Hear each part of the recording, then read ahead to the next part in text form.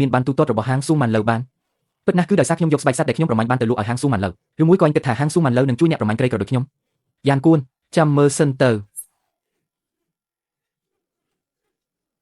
អ្នកទាំងអស់គ្នាស្ងាត់បន្តិចថ្ងៃនេះខ្ញុំនឹងចែកស្បៀងអាហារសម្រាប់រដូវរងាជូនដល់អ្នកទាំងអស់គ្នាស៊ូថឹងចាប់ផ្ដើមចុះលោកយាយនេះម្សៅខ្សាយអ្នកយាយយកទៅដាំបោះញ៉ាំនៅផ្ទះទៅស៊ូថឹងអើយនាងពិតជាមានសំណាងដែលបានជួបប្តីល្អបែបនេះយាយនឹងបួងសួងសុំឲ្យព្រះជួយតាមថែរក្សាអ្នកទាំងពីរគួនអើយពីមុនពួកយើងងើបតងល់បិទភ្នែកមើលមិនឃើញការពិត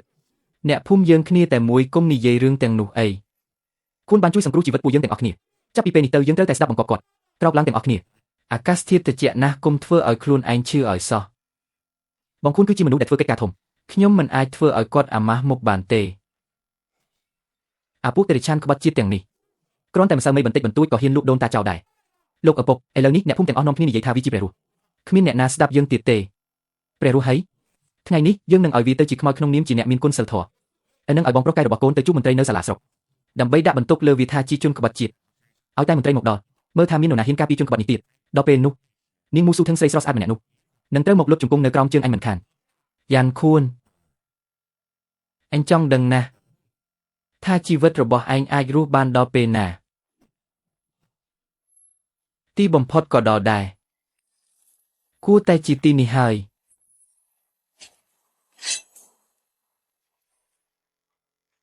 នេះហើយជាយិនសិនព្រើលអាយុកាលរាប់ពាន់ឆ្នាំអាងប់អើយសត្វត្រឆាននេះតាមពីក្រោយរហូតដល់លើកំពូលភ្នំសោះក្តឹបចេញទៅកម្លាំងរបស់អញកើនឡើងហើយស៊ីតូបន្ថែមចំណុចកម្លាំងកាយ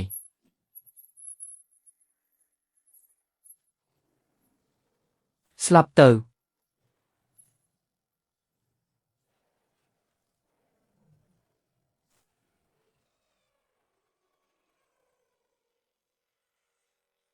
សូមអរគុណសម្រាប់ការទស្សនារបស់ដែលអ្នកចង់បានអ្នកពិតជាមនុស្សដែលមានសមត្ថភាពបំផុតក្នុងលោកនេះមែនយកទៅឲ្យអ្នកមីងស្ងោរឆ្នាំភ្លាមទៅហាមអ្នកណាម្នាក់ចូលមកដាច់ខាត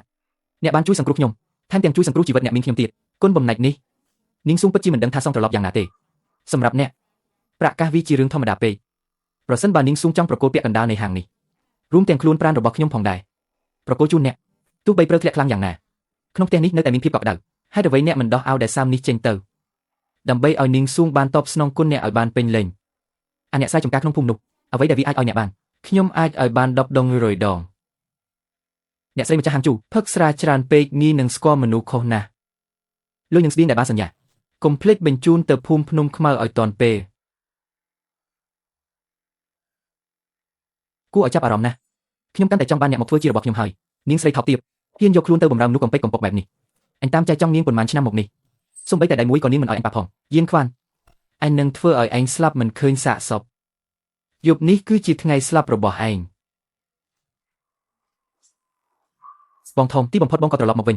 នេះជាលិខិតសម្ងាត់ដែលប៉ាឲ្យខ្ញុំយកមកផ្ញើជូនបងយប់មិញអាខ្វាននោះឥឡូវនេះបានទិញចិត្តអ្នកភូមិអស់រលីងហើយល្អគម្រោងការរបស់ប៉ាត្រូវចិត្តខ្ញុំណាស់បងធំអញហ៊ានប្រាយឯកសារផ្លូវការឲ្យភូមិតតែម្ដងគំនុំថ្មីគំនុំចាស់យប់នេះទូទាត់គ្នាឲ្យអស់វាគ្រាន់តែជាអ្នកប្រមាញ់ម្នាក់ហើយអ្វីស្រាប់តែសងសឹកបែបនេះនេះគឺជាភស្តុតាងដៃថែបប៉ាត់ក្បត់ជាតិបញ្ជាតាមនេះក៏ឲ្យកងរក្សាសន្តិសុខពីដៃខ្មៅដែលខូខើបំផុតក្នុងសាលាជំនុំបងប្រុសយប់នេះនឹងរៀបស្មើដល់ភ្នំថ្មនាងស្រីនៅសាលាមូស៊ីវីនោះត្រូវតែទុកឲ្យអញ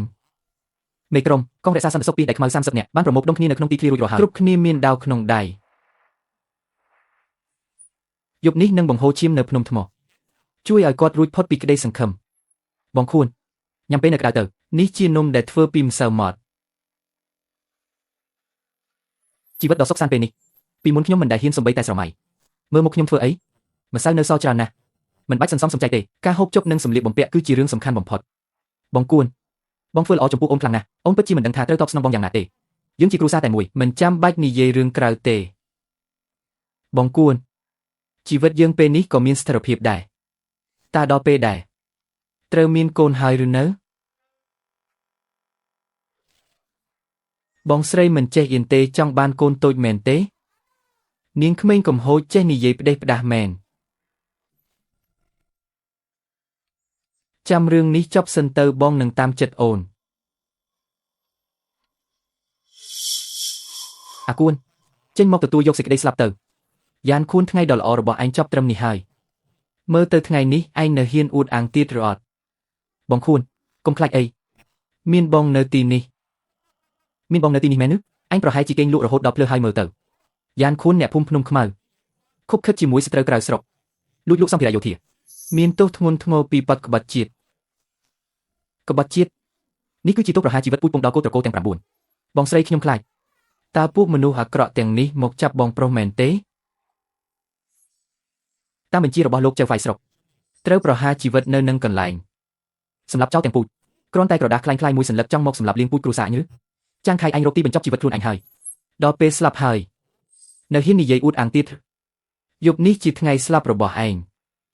លោកអើយនេះគឺជាកងទីហ៊ានពីរដែលខ្មៅរបស់លោកម្ចាស់សូម្បីតែកងទីហ៊ានពីរដែលខ្មៅក៏ត្រូវគេគៀងកលមកដែរថែមទាំងប្រកាសថានឹងកំចាត់ចោលដល់9ពូជទៀតផងបងប្រុសអាយ៉ែនខួននេះប្រព្រឹត្តបទឧក្រិដ្ឋដែលត្រូវកាត់ក្បាលចោលហើយតែនាងស្រីម្នាក់នេះពិតជាស្រស់ស្អាតមែនសម្រាប់ចោលភ្លាមបែបនេះគួរឲ្យស្ដាយណាស់ទុកនាងឲ្យខ្ញុំធ្វើជាស្រីបម្រើផ្ទាល់ខ្លួនវិញទៅទុកវាជាការបន្តពូជពង្សឲ្យត្រកូលយែនទៅចុះវាជាមនុស្សដែលចិត្តស្លាប់ទៅហើយអញចង់ចាត់ការបែបណាក៏ស្រេចតែចិត្តចុះបើកភ្នែកឆ្កែរបស់ពួកឯងមើលឲ្យច្បាស់ទៅនេះហើយជាផលដែលទទួលបានពេលហ៊ានតាំងជាមួយអាញាធរ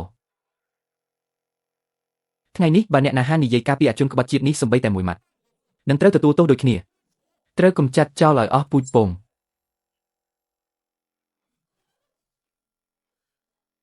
ខ្វែនសុំទោសផងក្រុមគ្រួសារខ្ញុំទាំងអស់គ្នាមិនអាចស្លាប់តាមលោកបានទេនេះជាមន្ត្រីអំណាចរដ្ឋណាពួកយើងជាអ្នកស្រែកចម្ការមិនអាចប្រឆាំងបានឡើយកម្មពីឲ្យត្រកូលអ៊ីននៅថ្ងៃនេះចាត់ទុកជាការបញ្ចប់ត្រឹមនេះហើយបងគួនពួកគេទៅអស់ហើយវាជាសន្តានចិត្តមនុស្សធម្មតាខ្ញុំមិនប្រកាន់ពួកគេទេអ៊ីនគួនឃើញទេនេះហើយជាមនុស្សដែលលោកស្រឡាញ់ថ្ងៃនេះសំបីតែឆ្កែក៏មិនមកជួយលោកដែរមិនមែនលោកអួតថាខ្លាំងណាស់ទេមិនមែនលោកចែកស្រូវឲ្យគេទេចែកឲ្យពួកឆ្កែមើលគុណទាំងនោះតើបានប្រយោជន៍ជប់និយាយរអ៊ូអេរឿងអីទៀតទៅឯងសម្លឹងមើលអ្វីហ្នឹងដល់ពេលស្លាប់ទៅហើយនៅហ៊ានសម្លឹងមើលមុខអញទៀតមើលទៅអញប្រហែលជាចង់ស្លាប់លឿនជាងមុនហើយអញគ្រាន់តែជាអាពើមួយកំពេចកំប៉ុកតើហ៊ានសម្លឹងមើលមុខអញដោយក្រសែភ្នែកបែបនេះហេគូប្រជែងយួនខួនតើអញគិតថាការស្លាប់របស់ឯងនេះវាអយុត្តិធម៌មែនទេមកច្រើនណាស់បើចង់បន្ទោសទៅបន្ទោសខ្លួនឯងដែលចង់បានរបស់ខ្ពស់ហួសខ្លួនស្រីដូចជានាងមីងស្ហួងនោះមិនមែនជាមនុស្សថោកទាបដូចឯងអាចប៉ះពាល់បានទេជូមីងស្ហួងនាងជានរណាបងខួនតើគាត់ជួបបញ្ហាអ្វីនៅខាងក្រៅមែនទេដល់ពេលស្លាប់ទៅហើយឯងនៅសើចអ្វីទៀតខ្ញុំស្មានថាឯងមកធ្វើអីតាមពិតទៅក៏គ្រាន់តែជាអាសត្វអន់ម្នាក់ដែលកំពុងឈួតឡប់ប៉ុណ្ណោះឯងនិយាយថាអ្វីអាវរីកាដែលឯងពាក់ក៏លាក់បាំងភាពឥតប្រយោជន៍នៅក្នុងខ្លួនឯងមិនចិត្តដែរដល់ពេលស្លាប់ទៅហើយនៅមាត់រឹងទៀតចាំមើលពេលដែលអញកាត់ឆ្អឹងឯងដាច់តើឯងនៅតែសើចចេញទៀតឬអត់សូម្បីតែដាវក៏កាន់មិននឹងដៃផងឯងមានសមត្ថភាពអីមកសម្លាប់អញយួនខួនអញនឹងផ្ដល់ឱកាសឲ្យអញមួយលើកជង្គង់ចុះក្នុងព្រឹកភ្លាមហើយក្បាល10 ដងឲ្យអញរួចហើយនៅចំពោះមុខអ្នកភូមិទាំងអស់ស្រែកឲ្យខ្លាំងបីដងថាឈូមីងស៊ូងគឺជានារីថោកទាបដែលអ្នកណាក៏អាចជន់ឈ្លីបានបើអញព្រមធ្វើតាមថ្ងៃនេះអញនឹងមានចិត្តមេត្តាទុកសាកសបែងឲ្យនៅគ្រប់បីសម្រាប់មនុស្សសម្រាមដូចជាឯងមិនសមនឹងទទួលបានវាទេអាម្នាក់ប្រុសកាប់វាឲ្យស្លាប់ទៅឯម្នាក់ស្រីចាប់យកទៅសាលាជំនុំសម្រាប់វាទៅបងជួយខ្ញុំផង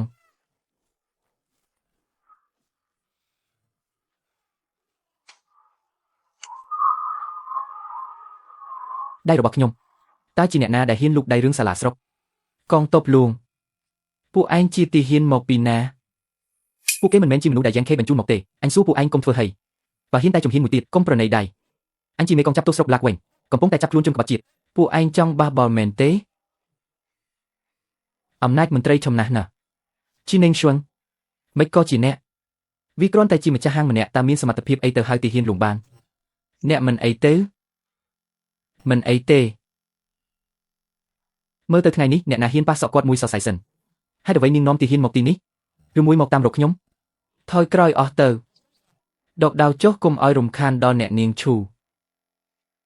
ប្អូនស្រីនាងស៊ូមកដល់ដោយខ្លួនឯងមែនទេយ៉ានខួនមានទោសប្រហារជីវិតពីបក្បត់ជាតិខ្ញុំគ្រាន់តែបំពេញការងារតាមច្បាប់ប៉ុណ្ណោះកន្លែងខ្វក់បែបនេះកុំឲ្យប្រឡាក់ដល់ប្អូនស្រីអីពួកអ្នកឯងថាម៉េចណាលោកយ៉ាងលោកមិនអីទេពួកគេបានធ្វើឲ្យលោករបួសទេនេះឬគឺឈូមីងស៊ុងដែលពួកគេនិយាយដល់នោះនាងមានទំនាក់ទំនងអ្វីជាមួយបងខួន ខ្ញុំមិនអីទេសុទ្ធតែជាកំហុសរបស់ខ្ញុំព្រោះតែខ្ញុំមកយឺតពេល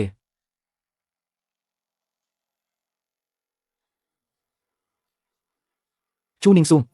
ខ្ញុំទុកមុខឲ្យហើយកុំមកមិនចេះដឹងខុសត្រូវអញព្យាយាមតាមស្រឡាញ់នាងជាច្រើនឆ្នាំមកហើយនាងបែរជាធ្វើបែបនេះដាក់អញទៅអបក្រសពអាពាហ៍អាវរីចការនេះទៅវិញមេប៉ុស្តិ៍ចាងសូមរក្សាពាក្យសម្ដីឲ្យសមរម្យផងស្រីថោកទាបនេះហ៊ានរារាំងការងារមន្ត្រីវាប្រកាសជាបាក់ពួកនឹងគ្នាហើយចាប់ពួកវាឲ្យបាននរណាហ៊ានរារាំងសម្លាប់ចោលភ្លាម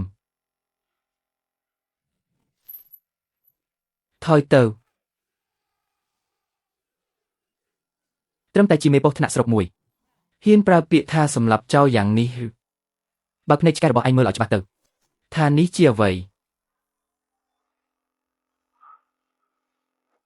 នេះគឺជាព្រះរាជបញ្ជាផ្ទាល់ពីព្រះមហាក្សត្រព្រះអង្គម្ចាស់ក្ត្រីស្ដេចមកដល់ហើយប្រៀបដូចជាការយាងមកដល់របស់ស្ដេចផ្ទាល់ឯងគ្រាន់តែជាមេប៉ុស្តិ៍ថ្នាក់ស្រុកម្នាក់ហ៊ានប៉ះពាល់អ្នកមានគុណរបស់អញសូមព្រះនាងមេត្តាជីវិតទូកំពុងមិនស្គាល់អត្តសញ្ញាណព្រះនាងពិតព្រះនាងចប់ហើយយើងចប់គ្នាហើយខ្លាញ់ខ្លាយទេប្រកាសជារបស់ខ្លាញ់ខ្លាយហើយអញគ្រាន់តែជាក្មេងកំព្រាតាមានមាសដកមាសបានដោយរបៀបណាហើយអញស្គាល់ព្រះនាងបានដោយរបៀបណាទៅស្លាប់ទៅ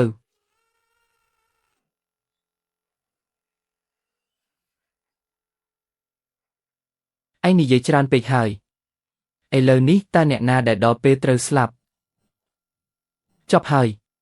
លោកស្រីជូសូមមេត្តាលើកលែងទោសឲ្យទូបង្គំខ្វះការយល់ដឹងទើបធ្វើរឿងខុសឆ្គងនេះឡើងនេះគ្រាន់តែជាការយល់ច្រឡំតែប៉ុណ្ណោះលោកឪពុកសុំវាធ្វើអីចៅវាយស្រុកគឺជាឪពុកធម៌របស់ខ្ញុំវាមិនហ៊ានសម្លាប់ពួកយើងទេចៅវាយស្រុកស្អែកនេះគេនឹងត្រូវទៅដេកគុកជាមួយពួកឯងដែរអាថោកទាបយើងគឺជាអ្នកភូមិជាតិសាសន៍តែមួយនឹងគ្នាណាអញជួយអង្វរគេឲ្យខ្ញុំផង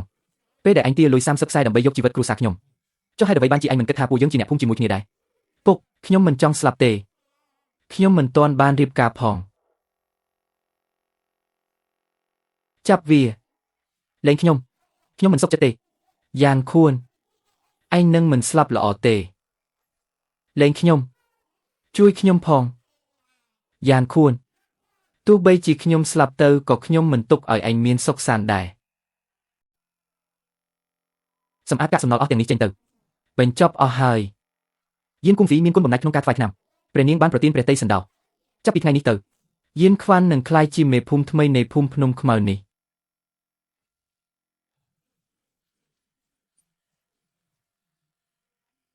លោកមេភូមិយេនសូមទោសលោកមេភូមិពីមុនពួកយើងកំសាកពេកពួកយើងពិតជាមានទោសចំពោះអ្នករឿងអតីតកាលកុំនិយាយដល់វាទៀតអីចាប់ពីថ្ងៃនេះទៅភូមិភ្នំខ្មៅនឹងរួមសុខជាមួយគ្នានឹងរួមទុកជាមួយគ្នាពួកយើងទាំងអស់គ្នានឹងស្ដាប់តាមបញ្ជាមេភូមិបងខ្វាន់ជីវិតពេលនេះពិតជាល្អណាស់បងបានធ្វើជាមេភូមិហើយខ្ញុំនឹងមិនបោះបង់ចោលទេទោះបីជាបងមានអ្នកថ្មីនៅក្បែរក៏ដោយទុកគ្រឿងឧបភោគបរិភោគសម្រាប់រដូវរងាទាំងអស់នេះនៅទីនេះយើងទៅគ្នាជីវិតពេលនេះផ្អែមល្ហែមដូចទឹកឃ្មុំអញ្ចឹងដោយពឹងផ្អែកលើព័ត៌មានដែលប្រព័ន្ធផ្ដល់ឲ្យជារៀងរាល់ថ្ងៃភូមិភ្នំខ្មៅមិនមែនជាភូមិរហោឋានទៀតទេជីវភាពរស់នៅរបស់យើងក៏កាន់តែល្អប្រសើរឡើងដែរបងខ្វាន់ញ៉ាំទឹកបន្តិចសិនទៅមានរឿងអីហ្នឹងការព្រមានកម្រិតពណ៌ឈាមត្រូវបានចាប់ផ្ដើមការព្រមានពណ៌ឈាមមិនដែលធ្លាប់ជួបកម្រិតនេះពីមុនមកទេពិភពលោកកំពុងតែមានភាពវឹកវរព្យុះកំពុងតែមកដល់ហើយមើលទៅបញ្ហាធំជាងនេះកំពុងមកដល់ហើយ